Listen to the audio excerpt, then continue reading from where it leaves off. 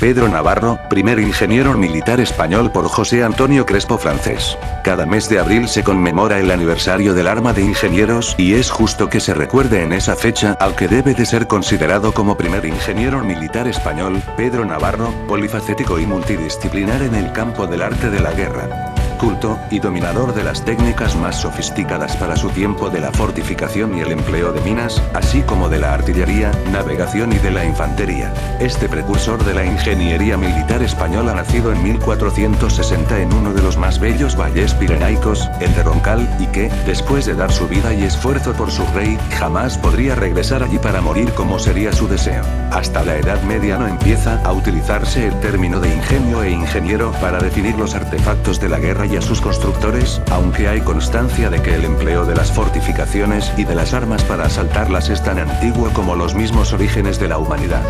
La invasión árabe marcó la verdadera diferencia entre el antes y el después. Alcazabas y castillos sembraron el suelo de la península ibérica, y con ellos los medios y herramientas para su conquista. Cambió la táctica, ya no se sitiaba y se esperaba la rendición por hambre, en este caso se atacaba por el subsuelo cavando minas de zapa, hasta alcanzar los cimientos de las murallas. Una vez apuntalados y llegado el momento propicio se prendía fuego, provocando el desmoronamiento de la muralla y los torreones. Los defensores tenían que recurrir a la contramina, esto es, galerías que salían al encuentro de las de los atacantes, llegando a darse combates cuerpo a cuerpo en el subsuelo en un ambiente caracterizado por la oscuridad, el humo de las teas, el fuego, olor a azufre, angustia y claustrofobia. En los años finales de la Reconquista, los ejércitos llevaban ya en sus filas fuerzas de gastadores, con la herramienta adecuada para la zapa y el talado. La llegada de la pólvora hace de este tipo de acción la más demoledora, más incluso que la artillería. Don Pedro Navarro, hacia el año 1500, fue el primero que empleó estas técnicas en los sitios de Castelnuovo y Nápoles. De su etapa de juventud se tiene pocos datos e incluso existe controversia con respecto a su lugar y fecha de nacimiento así como sobre sus padres. La opinión más generalizada es que nació en la villa roncalesa de Garda hacia 1460, como Pedro Berterra y era hijo de un hidalgo llamado Pedro del Roncal, aunque otros autores, como José de Vargas Ponce y Martín de los Heros, le creen vizcaíno, de la comarca de las Encartaciones, y creen que su nombre era Pereda o Bereta. Durante su juventud se dedicó al pastoreo y las labores propias de la tierra, y puede que también trabajase en alguna mina de hierro de Vizcaya. Se inicia como corsario en el Mediterráneo y pasa a Italia sirviendo al cardenal Juan de Aragón, desempeñando oficios de intendencia militar como caballerizo, palafrenero y mozo de espuelas del cardenal. A la muerte del cardenal ocurrida en 1485, se enrola como soldado en las tropas de Florencia, demostrando desde sus inicios su habilidad y destreza militar a las órdenes del condottiero Pedro Montano, en la toma a los genoveses del castillo de Sarzanello en 1487, donde ensayó por primera vez su técnica de uso de minas terrestres militares, de la cual es considerado su perfeccionador. La técnica de Navarro consistía en excavar túneles hasta los cimientos de los muros de las fortificaciones, llenándolos de pólvora, utilizada por primera vez para este fin por este ingeniero dado que anteriormente simplemente se incendiaban los túneles, y, al hacerlos estallar, los muros se derrumbaban y se facilitaba el posterior asalto de las fuerzas de infantería, simultaneando con los asaltos con escalas que lanzaban y enganchaban a la muralla con falces o guadañas. Allí conocería al corsario Antonio Centelles, luego ajusticiado por los turcos y cuya viuda le favorecería para que continuara en sus actividades de corso en las que fue conocido como Roncal el Salteador. Mencionamos un momento estas técnicas de las que fue maestro Navarro. Se trataba de técnicas para asediar fortalezas, método que, como casi todos los usados en la Edad Media, procedía de muy antiguo. El minado no era siempre posible, ya que, en muchos casos, los castillos estaban cimentados sobre una base rocosa, precisamente para evitar que el enemigo minase sus murallas o torres. Solo los que se asentaban sobre un terreno no rocoso era viable para su posible minado, y preferible a la construcción de elaboradas máquinas que, no siempre, eran todo lo efectivas que se esperaba y deseaba. Sin embargo, el minado era un método relativamente fácil de llevar a cabo. Solo era necesario tener la paciencia para llevarlo a término, pero sus resultados solían ser eficaces y devastadores. La mina no era más que un túnel que se excavaba hasta llegar a los cimientos de la muralla. Una vez allí, se amontonaban enormes cantidades de leña que, al arder, destruían el entibado, provocando con ello el derrumbe de la muralla y abriendo una brecha lo bastante amplia como para facilitar el asalto de la infantería al recinto. Obviamente, era un trabajo durísimo. Cavar un túnel de decenas de metros alumbrados en una oscuridad sofocante con lucernas de sebo o con velas, en una atmósfera viciada y polvorienta, no debió ser un trabajo agradable. Para ello era condición imprescindible abrir la boca de la mina a una distancia prudencial de las murallas, fuera de la vista de los defensores, ya que, si se percataban de las maniobras del enemigo, podían llevar a cabo precisamente lo mismo que ellos, la operación contraria, el contraminado. Una vez concluida la mina y encendida la leña apilada bajo los cimientos, las tropas atacantes esperaban a ver los resultados de la zapa. Si todo había sido bien calculado, el derrumbe tenía lugar tarde o temprano. Con la aparición de la pólvora y se tuvo constancia de su poder destructivo, se optó por este elemento compuesto, que Pedro Navarro empleó profusamente, no ya para derrumbar una muralla, sino para volarla en su literalidad. Aunque la pólvora no es un explosivo propiamente dicho, sino un deflagrante o propelente, la presión generada por su combustión en un sitio tan angosto y confinado producía unos efectos similares a los de un explosivo. Las minas se han usado hasta hace muy poco tiempo. En la Primera Guerra Mundial aún se minaban fortificaciones enemigas, o líneas de trincheras que eran literalmente borradas, dejando a sus ocupantes sepultados tras la detonación de varios cientos de toneladas de explosivos.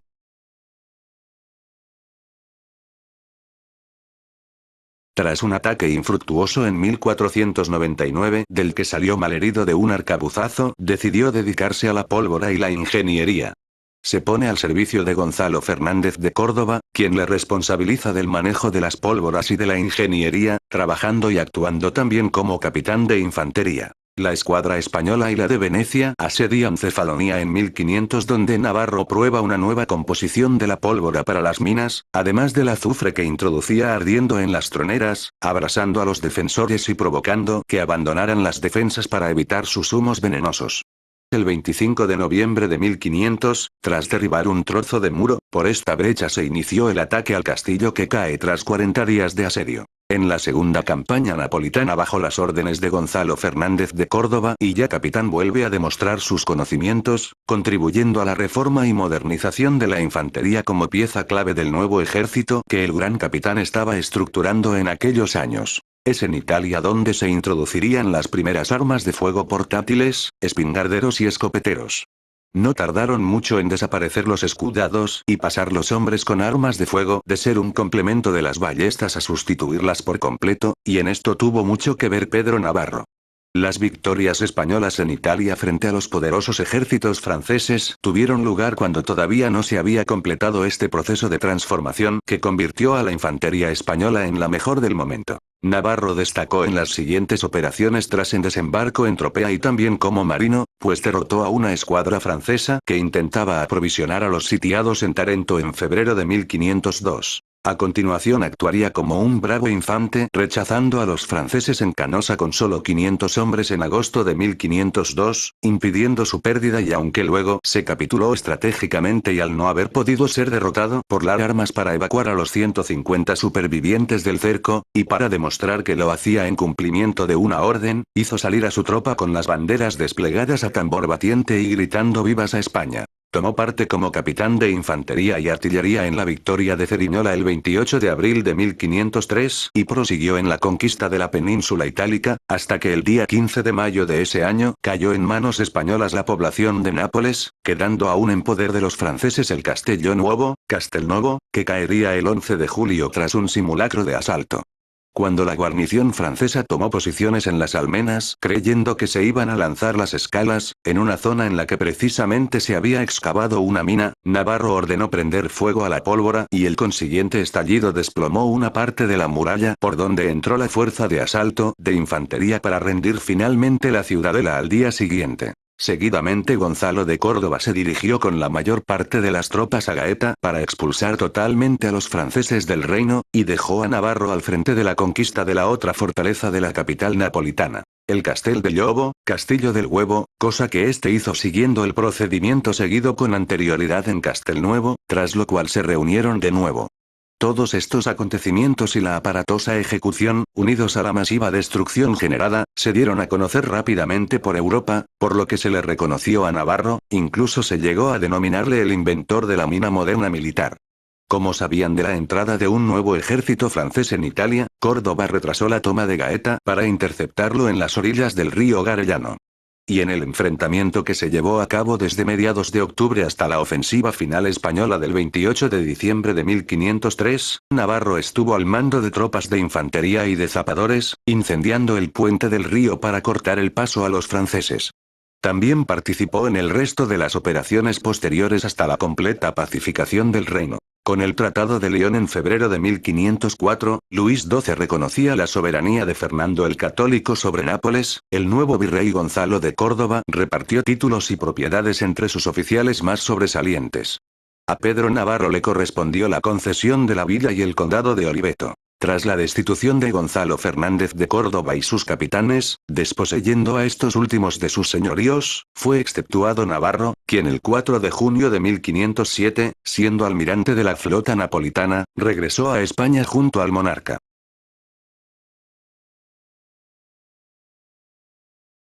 Allí, cumpliendo órdenes del rey católico, redujo al orden al duque de Nájera, regente de Castilla y de León, cada vez más rebelde a los designios del rey, por lo que al ser tan rápido el desenlace el rey le nombró capitán general de su armada en el año de 1508, con la misión de conquistar los eductos en el norte de África, que eran de vital importancia para mantener alejados a los piratas berberiscos de las costas españolas. Sus campañas africanas se dedicaron a combatir la piratería y el corso berberiscos, que se estaban convirtiendo en un serio problema para el tráfico marítimo mercante.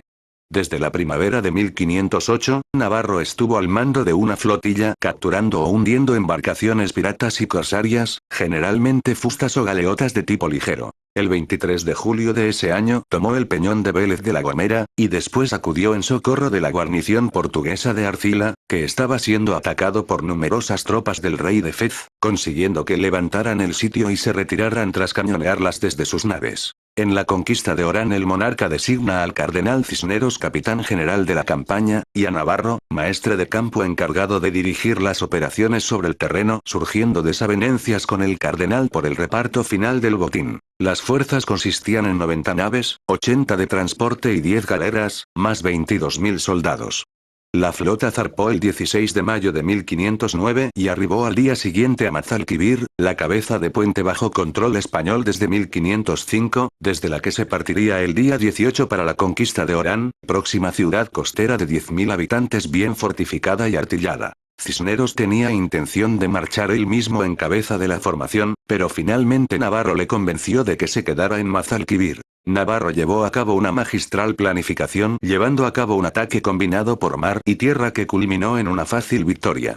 La coordinación resultó perfecta, mientras la armada cañoneaba las murallas, la fuerza terrestre, que Navarro dividió en 4 cuerpos, se enfrentó con el enemigo a las afueras de la ciudad. La artillería y caballería españolas obligaron a los defensores a replegarse hacia el interior de Orán. Se llevó a cabo un asalto con escalas, bajo cobertura artillera y con ayuda de minas, mientras se combatía en las murallas las puertas cayeron reventadas entrando la infantería. Después de 2 o 3 horas de combate hubo entre 4.000 y 5.000 bajas enemigas y tan solo 300 propias, con un botín que superaba los 500.000 escudos en monedas, mercancías, rehenes y esclavos. Pedro Navarro tomó posesión de Orán en nombre del rey, por lo que esta plaza pasaba a manos de la corona, privando a partir de entonces del mando a Cisneros, quien tuvo que regresar a España. Seguirían la toma de Bujía en 6 de enero de 1510 y el 25 de julio caería Trípoli, aprovechando las disensiones de los reyes locales. Los contundentes éxitos militares logrados hasta entonces por Navarro intimidaron a los reyezuelos de las ciudades-estado de Argel y Túnez, que ofrecieron vasallaje al rey de España, liberando a todos los cristianos que tenían cautivos.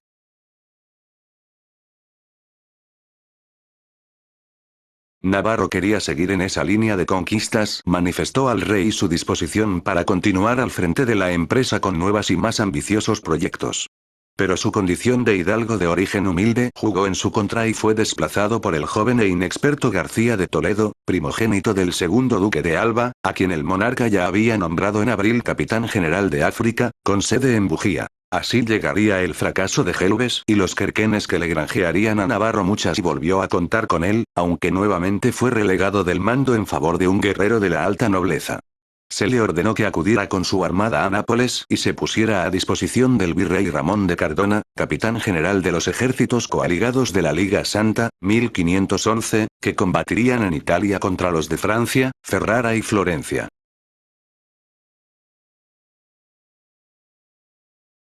Llegan las acciones de Bolonia y Rávena, el 2 de noviembre de 1511, con Cardona al frente y Navarro como general de infantería, partió de Nápoles una expedición con la intención de desalojar a los franceses de Bolonia. Antes de iniciar el cerco a esta ciudad, el Roncalés se encargó de rendir, primero con minas y luego con la infantería, la fortaleza de Genívolo, en los últimos días de diciembre de 1511. Se inició a continuación, el 16 de enero de 1512 el asedio a Bolonia, mediante la artillería, al tiempo que Navarro intentaba reventar los muros de la ciudad.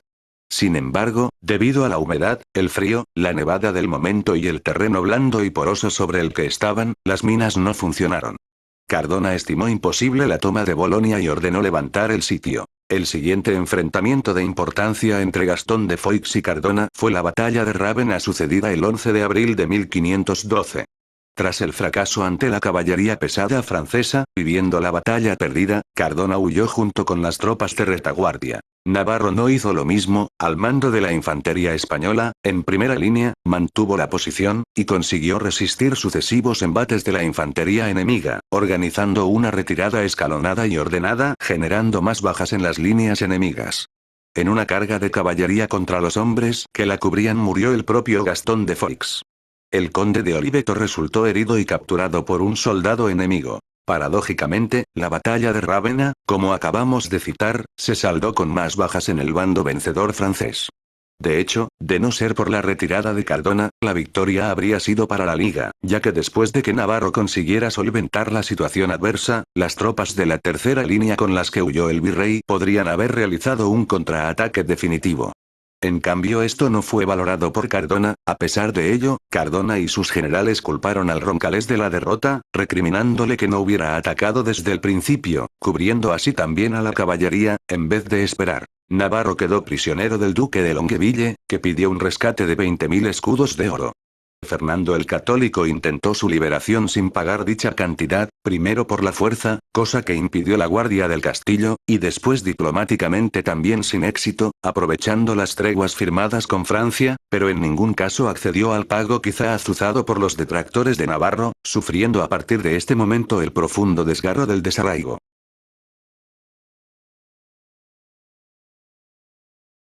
Francisco I, consciente del valor y la inteligencia de su prisionero, le propuso en 1515 entrar a su servicio con el empleo de general.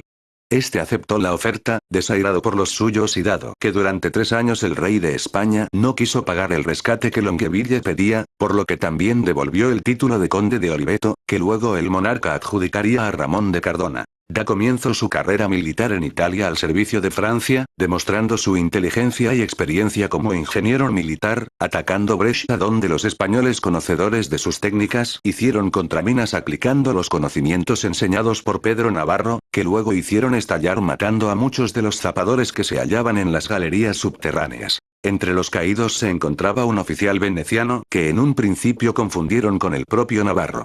El fracaso del ataque y la noticia de la llegada de refuerzos alemanes le condujeron a levantar temporalmente el sitio. Después atacaría de nuevo en mayo de 1516, esta vez al frente de 5.000 infantes en asalto definitivo donde habían desertado muchos españoles a causa de las pagas que se les adeudaban. Navarro rinde la plaza acordando una capitulación con el capitán español de la guarnición, Luis de Icart, con el que pactó y al que ofreció una capitulación honrosa, permitiéndole salir del lugar junto a sus hombres, portando sus armas, pertrechos y bienes sin desposeerles de nada. Luego vendría una breve etapa como corsario frente a la Berbería apoyado por Francia, pero a partir de este momento y por desaires también sufridos en Francia, trataría por todos los medios de obtener el perdón para volver y servir en España. Lo intentó a través del Papa con quien se entrevistó y al que expresó su deseo de combatir contra los infieles bajo su auspicio. Tras desavenencias con Francisco I decidió entonces romper su relación con Francia y ponerse a disposición de Carlos I de España y V de Alemania. Para ello cursó una petición a través del Papa y del embajador español en Roma, don Juan Manuel, señor de Belmonte. El Roncalés ofertó en Roma mediante el compromiso de arrebatar Génova, sin costo alguno a las arcas imperiales, a los Fregoso, aliados de Francisco I para entregársela a los Adorno, asociados del emperador. La conquista sería financiada por los Adorno, y sería ejecutada con unos 1000 soldados españoles. Sin embargo, y a pesar de la buena imagen y disposición transmitida por el embajador manifestando incluso que es persona muy señalada y bien leal a cuanto yo entiendo, la propuesta de Navarro fue despreciada por el emperador Carlos, seguramente rechazada por sus consejeros. En la guerra italiana de 1521-1526, Francisco I, por su parte, envió a Navarro a reforzar la defensa de Génova con 4 galeras y 2000 infantes, pero llega cuando los imperiales entraban en la ciudad el 30 de mayo de 1522, siendo capturado por el maestre de campo Juan de Urbina, quien había sido soldado a sus órdenes durante las campañas del Gran Capitán. El embajador don Juan Manuel sugirió de nuevo y por segunda vez al emperador Carlos admitir al Roncalés a su servicio, señalando la mejora que supondría para la Armada española contar con su dirección, solucionando así los problemas que en su funcionamiento se habían evidenciado recientemente. Pero también esta vez el monarca se negó en redondo a ello, y ordenó trasladar al prisionero al Castello Nuevo de Nápoles, la misma fortaleza cuyos muros derrumbó para España 20 años antes, permaneciendo prisionero 4 años. Según el Tratado de Madrid de 14 de enero de 1526, todos los prisioneros debían ser liberados. Por lo que respecta a Navarro, varias voces en la corte imperial le tachaban de traidor, influyendo sobre el soberano, empujándole de nuevo bajo las órdenes de Francisco I, reanudando las hostilidades en Italia en la conocida como Guerra de la Liga de Cognac. En este conflicto combatió en mar y luego como general de tierra en la toma de Génova, Alessandría, empleando sus minas para derribar los muros, y en otras plazas menores. Hacia fines de febrero de 1528, Navarro marchó en vanguardia de la incursión aliada en el reino napolitano. Se encargó de someter varias zonas y luego se reunió con Lautrec frente a Nápoles tras un cerco por sed. Al romper los franceses las canalizaciones de agua, hicieron que los mosquitos se cebaran en ellos.